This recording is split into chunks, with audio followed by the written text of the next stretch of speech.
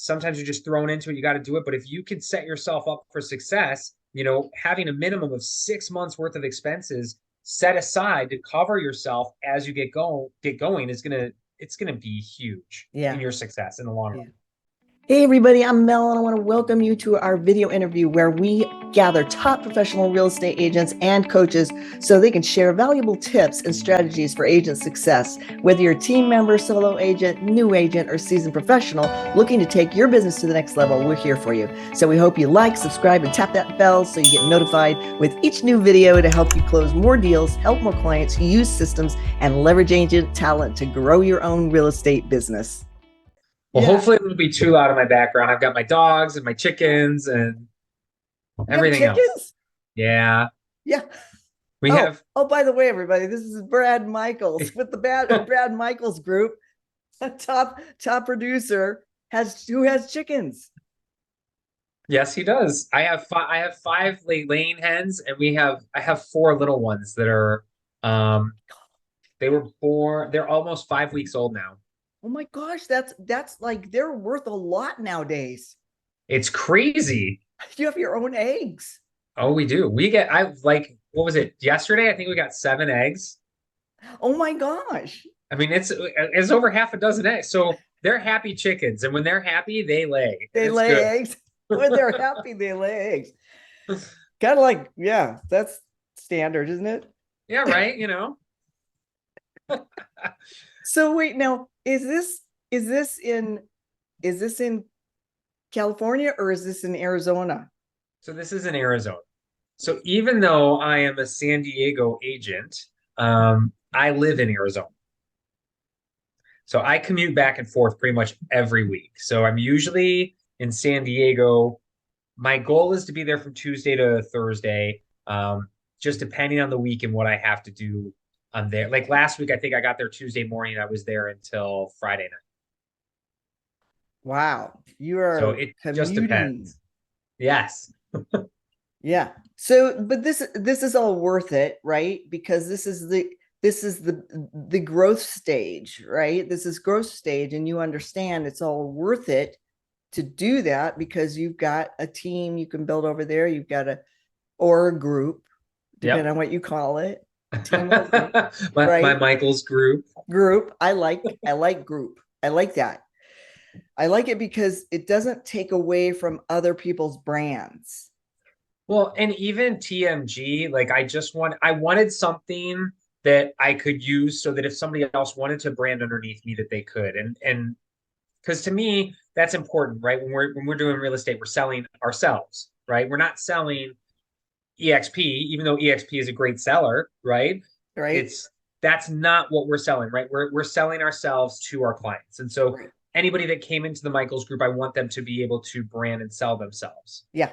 I think it's great. It's great to have Yeah. the ability to utilize that if you're newer or if you're a seasoned agent that you've already started building a team and you just want to grow it in there. Now you're combined with a group of other Yes. collaborating agents. I don't know if this will show up or not. This is kind of fun. I've been working and working. I'm not 100% happy with this, but sometimes you just got to go with what you got. And if this Right. shows up, so I finally It's, I, so I do like it. Oh my gosh, yeah, right. because you got the CRG in there. Yeah, and so I love CRGXP, right? But I want this to be more cohesive even than this. Like to me, this is still a little separated. I want them to be like their one logo. So Right. I'm working on it. Yeah. Hey, it's all work in progress. And like you say, people, I think, even though they know we're Mark and Mel, we've eased into utilizing CRG more in there, Yeah. using the templates that are provided, everything, because it's strong, right? It's Sure. strong to see all these teams with a Yes. collaborating group of CRG. It's very strong. And then when you put it together with a stronger growing profitable company like EXP, it's a sign of strength. I agree Yeah, completely. it's awesome. So is speaking of which, a lot of agents, and I think you would be really helpful in trying to talk about this because a lot of agents are struggling out there. We got super busy, which was out of the blue, but interest rates raised and it immediately gets quiet. Immediately gets quiet. And I've talked with a lot of agents out there just because I just pick up the phone and say, hey, what are you seeing over in your area? What do you see? And they're like, yeah, boy, those interest rates went up and it got quiet. So everybody's got to explain things and we got to go through and educate and do those videos. So I just think it's really, you have such a great way of consistently keeping business. How long have you been in the business, Brad? 23 years. 23 years. That's a few recessions you've been through. Yeah. Yes. So obviously you do something right and you utilize those things that get you through recessions every single time because the market's never going to be the same. It just doesn't. I mean, No. There yeah. are similarities between markets, but every market is different. Like even right now, like what you're saying with the interest rates, right? I believe in real estate. I just purchased another home, right? And I'm going to turn around and I purchased a home to flip, right? So in this market, and people are Wow. like, well, why would you buy a house to flip in this market? Because you can buy a house to flip in any market. It just Yeah. depends. Like, what are you waiting for? The problem is that people wait. They Right. listen to the news, they hear the negative, and I'm going to wait. I'm going to time the market. Well, you're never going to get it right. Like Right. it, Right. it's just you're never going to get it Right. right. I mean, Right. you know this. It's all about aligning yourself with people that know what they're doing and know what a good buy is and what a good buy is not. Yes. Because it's Well, all on and the buying side, right? yeah, well, my tagline in real estate has always been the best time to purchase a home is when you can afford it, right? Yes. Yes. Bottom line, it doesn't matter what the interest rate is. It doesn't matter what the purchase price is. Right. Can't because even though it sounds salesy to me, it's the truth is that you live in the payment, not the price. And Right. so if you can afford your payment every single month, then go and buy a home. Because just like we heard earlier today, right? If you're paying rent, you're still paying mortgage. You're just paying somebody else's mortgage and not your own. It's true. It's true. It's so true. And even the YouTubers, I love them. I love the ones that are like, doom and gloom, as well as the ones that are painted pretty. They're a prettier than normal picture. I love them all. But Yeah. but the thing is that kind of cracks me up because they're even doing the same thing.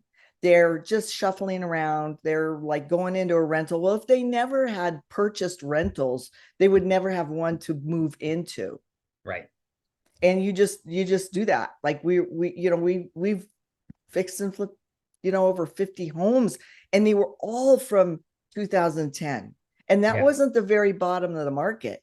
That wasn't the very bottom of the market. But you just have to buy right. You have Right. to always be buying right. And that's when you need a seasoned agent that knows what they're doing, that knows what a good deal is, that knows what you need and what your ultimate goal is.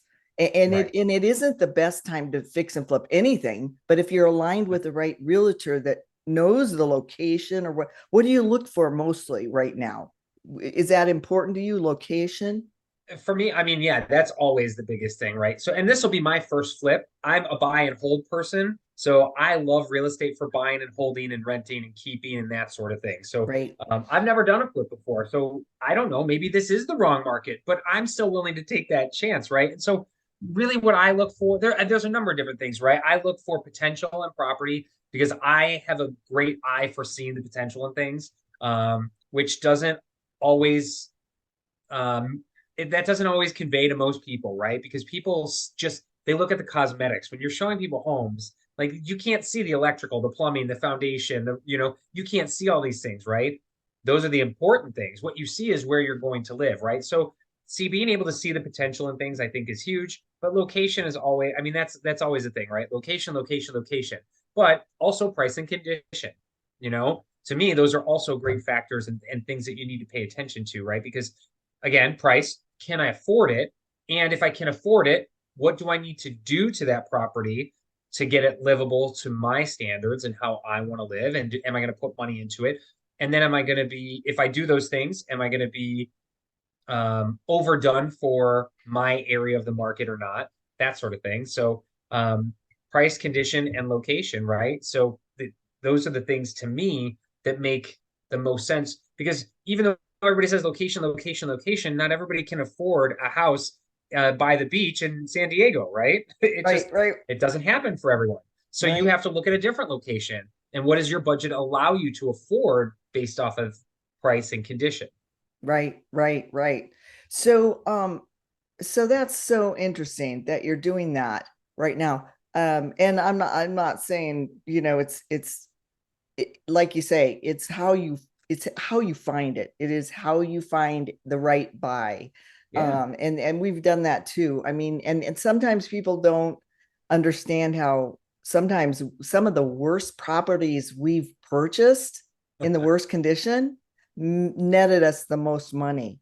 Right. Um, Well, but and we can, having a strategy, like the flip isn't my only strategy, right? I have other exit strategies that I look for, right? So I know that let's just say the market does come down and does tank a little bit, right? Which it should. Going back to the market store before I hit, we saw this huge steep increase, right? And then all of a sudden rates came up and we saw it drop. The end of last year, I think, was our bottom, right? For what we have right now. Now, there are other market factors. They continue to raise interest rates and affordability is at an all-time low, right? But there's people that are still buying homes. There's people that are still buying property, right? And yeah, so even like in San Diego, I know our market is very different than our market in Phoenix, right? yeah, So I'm still seeing multiple offers slightly over asking. We're not yeah, talking $150,000 over ask price, but we're talking about people willing to pay over ask with a multiple offer situation, even in the current market that we're in, right? So I think that that's important to know that somebody's always going to be willing to buy a property, yeah, right? yeah. And then So and having do you additional think that's strategy. because of the dip? Do you think Yeah, that's I do think so. because I I mean think that everybody got quiet and it dipped, and then they saw how much it dipped, and then it kind of stayed there, and they're like, okay, I'm done waiting on the yeah, sideline. And then the interest rates did a little dip, and they just said, I'm doing it now. I'm pulling the trigger. right. So that went ahead and spurred our market on a little bit, like starting our spring selling season a little bit early. Uh-huh. So they raised the interest rate to delay it, but we're still going to have a spring selling market. I really think that towards the end of the year, you're right, it is quiet in the beginning of the year, and it is quiet right now. I think there's a lot of people that are worried about what's going to happen on the market. I tend to think that I'm an optimistic realist, or a realistic optimist. I tend to see the brighter things, but I also know that look, things could happen. Nobody has a crystal ball. Nobody can tell you what's going to happen with this market, but Right, you can do things to be prepared and still move forward in real estate. And I right, think that's right. the number one. It's having other strategies and being prepared for anything. You have plan A, which is your key plan, but you know, what did Mike Tyson say? Everybody has a plan until they get punched in the face, right? Is that what he So said? that's what he said. And so you That's need to have a good. plan B and you need to have a plan C. So you Yeah, need to yeah, have different options for what you can do because real estate is multifaceted. There are many yeah. different things that you can do with real estate. Right, right. So, okay, so that's one part of your business, what you're doing there, Yeah. which is you're continuing to invest. I think, and to be honest with you, I mean, there's this kid I constantly go back and talk to him because he started investing back when I was an appraiser, and this kid is, I shouldn't call him a kid anymore because I mean I've known him for like 15, 18 years, and he just followed what we said to do. He got a realtor, he got an appraiser, he got a lender, and he started out by just buying a home and house hacking, like we were talking in the Yeah. collaboration group, right? He started by house hacking, and he kept his job at Motorola and Intel and all that, kept his day job, and just kept doing it one at a time, one at a time. Well, now he's got like 9 rentals because Yes. he was prepared and ready to refi at the time. He had those several real homes, and then he purchased a bunch before they spiked up. So now Yep. he's like sitting great. He's got enough income. He could actually retire and replace his day job money right now. And Isn't he's that amazing? in his 40s. So I'm like, dang, I should have taken my own advice. But he didn't sit still. And he says the same thing today, Brad. He says the same thing you just said. He said, I'm open to buying whenever I see a good deal. That's the bottom line. When I see a good deal, I'm open. And he just purchased a multifamily that was already rented out, and Mm. and he got it for like $85,000. Isn't that And amazing? he's making, like 2,000 a month on it. So I love it. I mean, you can do it. But you got Yeah. to be ready. And I mean, it's funny when you hear people that are standing in you know, um, a store like a Sprint store or a phone store, and I'll say, well, have you ever thought about buying real estate? Oh no, it's going to crash. And they were saying it like 3 years ago. Like, Right. in the meantime, we were helping people get in and get that instant equity, right? But Absolutely. but now, you got to go a little slower, and you got to analyze everything, and you got to do your research, and you got to have your alignment with people, which brings me into alignment with agents. So do you think Mhm. that's important right now, aligning with other agents like you? Absolutely. I think that's always been a key part. Agents go, I think they used to go to brokerages for um camaraderie, even though they wouldn't get it, I don't think, because it was such a this competition sort of mindset. Like, we're going and we're going to talk to each other, but I'm not going to tell you any of my secrets, because if I do, then you're going to steal all my business from me. Right. I remember that attitude. Oh So, yeah. which is one of the things, like honestly, that's one of the things that I love about CRGEXP, right? It's like, we are a collaborative real estate group, right? We are a bunch of independent people that come together to help each other out because we come from an abundance mentality. We realize, like, I always say, not everybody is for me, and I'm not for everyone. I might meet a client that does not like me and doesn't want to work with me, but maybe they'd be great for you, right? Right. So it's really interesting. I find that, even though we're part of the same group, we could be in the same area, but we may never run across the same clients because you're attracting a different client that I'm attracting.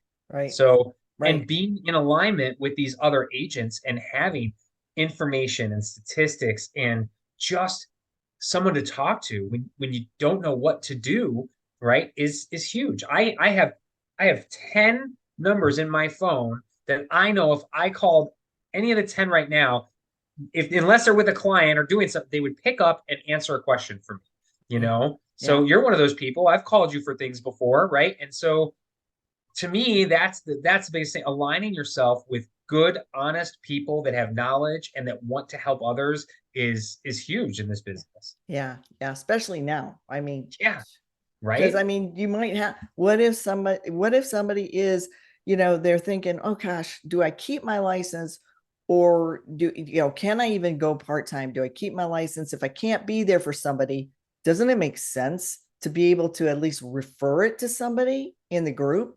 I mean, I know Yeah, we've taken advantage of that, being on vacation. You've planned this vacation for a year, and right. you're way out of you're out of cell service, and you're like, oh my gosh. And they exactly right now they want to buy a house. Okay. Yeah, And then we can call up somebody on the group that's nearby. yeah. It's been invaluable. I couldn't agree more. I mean, I know it's a little, I mean, it's different for me, but I've had people in Phoenix where if I need something, I know I can call people. We Yeah. don't have as many people out in San Diego yet. We're working on that, but we'll Oh, get there. But just so, call but it is, Brad. We'll work on yeah. that. Call Brad. But yeah, I mean, but that is being able to leave on vacation and know that people have your business and know that people have your back that's amazing. Yeah. Yeah. That's awesome. That's awesome. So, okay, what would you suggest would be really important right now when those agents are trying to wonder whether to keep their license or not, um, but to utilize a group like this? What would you suggest they do, especially since they're trying to tighten their budget and not spend a lot on you know uh, marketing? And I know you're big on referral parties, and your appreciation parties, and you're mostly a referral basis, right? You get most of your I'm uh 100% referral based. I don't 100% business like, from if I referrals. look at my business, everybody comes to me from either an organization that would be the only non-referral, but even that's considered a referral, right? Yeah. So um, at this point in my career, I am 100% referral based. I love I don't that. do, yeah, me too, Yeah. honestly. So, We are too. And the yeah, reason I love it is we don't have anything that we don't need really. We keep the budget minimal on advertising. And that way we're not overspending. And plus referrals are such strong clients. They've already been yes, sold on you by whoever's referring them. So yeah. they trust you already.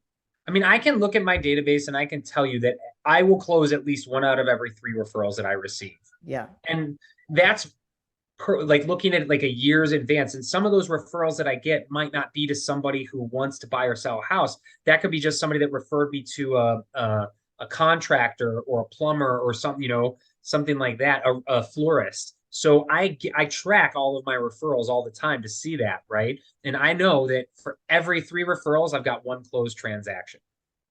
I would say at least, Yeah, at at least. least. Yeah. Right. Yeah, Yeah. absolutely. And Yeah. so, and you're right.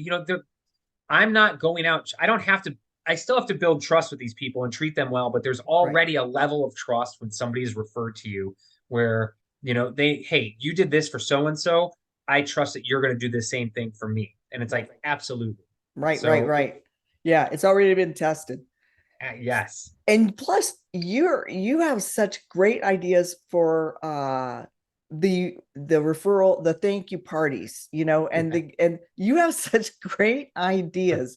Can you share a couple of those, because you like having fun? So imagine that, well, having fun thanking your clients. right. Well, that was my goal. So like I said I'm going to party my way to success because I love to party. I want to hang out. I want to have cocktails. I want to mingle and do stuff. So for me, the two best parties that I think I ever throw is every year I do just a client appreciation holiday party. It's just me giving back. I rent out an area of a restaurant that's set up for us. I get every single person RSVPs a pie, so they get to choose what kind of pie they'd like to have for the holiday. And then I have Santa there. And so everybody can come in and take pictures with Santa. And I usually, my photographer is great. I hire a professional photographer. She comes in, takes the photos. We get everybody their photos so they can send them out on their holiday cards. And that's just been an incredible event for me. I just get to give back to all my clients who have given to me throughout the year. And so for me, like I love that. That's my party. Like, and Yeah. it's so easy to do. And it's grown, right? I didn't start off buying 100 pies, right? And getting Santa Claus. I started off with a few people and saying, hey, could I go take you to lunch or dinner, right? And then grew from there. So there's that. And then my bowling party. I love doing the bowling party. If you want to throw a client appreciation party, bowling is so awesome. Here's the number one trick: don't bowl, right? Let everybody else bowl. But I would get pizzas. I usually do it around Valentine's Day, so I get pizzas from Costco and roses from Costco. I would have my lender do Starbucks cards that say "I love you" a latte. And then I A would have latte. everybody come in. Yes, have everybody come in and do and bowl for a couple of hours, so they could come in, get pizza, get settled in, get everybody. And this is the thing: like you get to create community within your database by doing this, because I've got clients who know each other and clients who don't, and people are all bowling together. The kids are running around. Everybody gets a rose and a little gift card, right? And pizza and hanging out, and I get to walk through and talk to everybody and walk up and down the lanes and see it. So for Love me, it. like I love that. It's such an easy party. And you can do it with 5 people. You need one lane. You know what I mean? Like, Yeah. so you can Yeah. have put everybody on one bowling lane if you need to keep it within a budget, right? Like when I at the peak right before COVID, I think I had an entire bowling alley rented out. We had about 125 people show up, and it was Wow. amazing. That's So awesome. yeah. And that's not very expensive, huh? So again, I split the cost. My lender would do the cards. I split the cost with my financial planner. And Yeah. so, I mean, it might cost me at that. Well, it's a little bit more now after COVID. Bowling's gotten expensive, but Yeah. I would pay for the shoe rentals and drinks and the pizza and everything. All of that split between two of us was maybe $1,200. Yeah. So, Yeah. it's a part of a commission. I get Yep. it. But if you It's a set that money write-off. aside, each commission. I mean, that's a whole other thing we can talk about too. I mean, you need to budget your money, right? When you get a commission check, like you don't get 100% commission check, right? You got your splits and everything else. Then you need to make sure you take out your taxes, number one. Then you need to pay yourself, number two, right? And then you need to take out money for marketing and advertising, because I don't market and advertising like everybody else does. I market and advertise to my clients by throwing parties and going to see them. So I think if you do that and you have that money set aside, then you can build up some cash, and then you throw that party so you're not, so you're not coming that much out of pocket to do it. I love that. I love that. That sounds so fun because kids can do it. Kids, Oh like you yeah. say, kids can do it.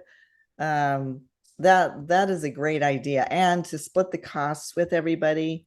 Yes. You're so right. That's so important when people are getting in the business to realize they need to set aside some money for some kind of marketing, some kind of appreciation party. I'd say before even marketing, appreciation parties, start small and grow that, because they'll forget you. They'll forget you if Yeah. you don't stay in touch. And if you're new, I don't know, if you're a new agent and this is probably more, you should at bare minimum, you better have 6 months worth of expenses in the bank to cover your butt, because it's gonna take you a little bit of time to get things up and running. Yeah. There are programs out there, there are things that you can do to close deals faster. I get it. But on average, it's going to take about anything that you do today takes 90 days to see the fruits of, right? So, you better have at least 90 days, but honestly, you should probably have 2 years worth of expenses Yeah. if you were really being conservative, to make sure that you can cover yourself and do everything.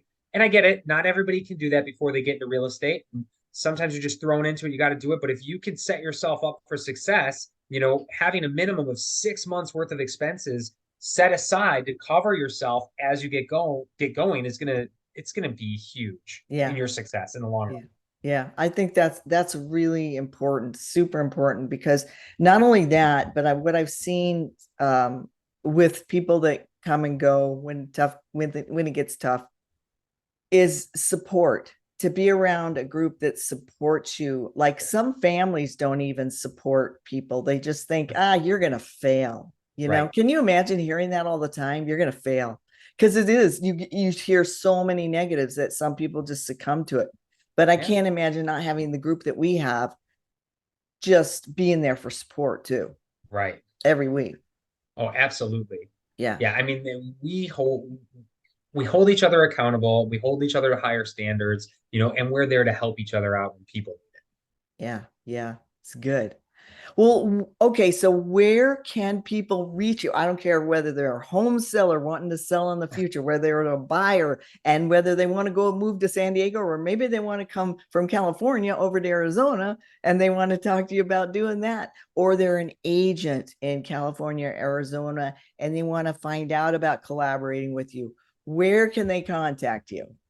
I'd say the best thing for me is always phone. I try to pick up my phone. So I'll tell you all my You other pick up your phone? information. I pick up my phone. So all my other information, if you forget my phone number, you can go to themichelsgroup.com and I will be there. All my information is there. It's just Michels without an A, Michels. But otherwise, you can call me. I'm at 619-742-4170. And if you want it's Brad at themichelsgroup.com is my email. So it's all pretty easy. And if I'm with a client, or if I'm with someone, you'll hear my voicemail, and it says I answer calls between 11 and noon, and again from 4 to 5 p.m. But that's not the only time I get back to people. But when I'm with somebody, and I want to give them my time. I don't want to be interrupted by phone calls. So if you leave me a message, I'll make sure I get back to you if I don't answer my phone when you call. That's awesome. That's why you do sell well too, is because you stay organized and you're not like going every which way. I am a free spirit, so I naturally just want to go every which way. I really do. But I've learned over time that there is freedom in structure. Yeah. And so if you set expectations for people and you have that structure for yourself, that's what gives you the freedom, Bell. Love it. I love it. I love it. I love it. So one time in the future, we need to have you give like what you did at the talk when we were at it wasn't a think up, but it was an event where everybody gave like what they were specializing in and how to get through tough times and how to do their business, handle it like a business. And yours was so good. You even had something that we could take home. And I was like, oh my gosh, I'm going to keep this. And I still have it. Aw, thank you. It was I'd love to awesome. do that. I'd be happy to. I mean, I love doing that sort of thing. So I feel like I have a lot of knowledge and I like to share it. So I'm always more than happy to do that. Well, you're always, Come and win. you're always producing. You're always, That's so it. you must be doing it right. And I think it's really awesome that you're such a giving person and you share too. So thank you so much. Yeah, you're so welcome.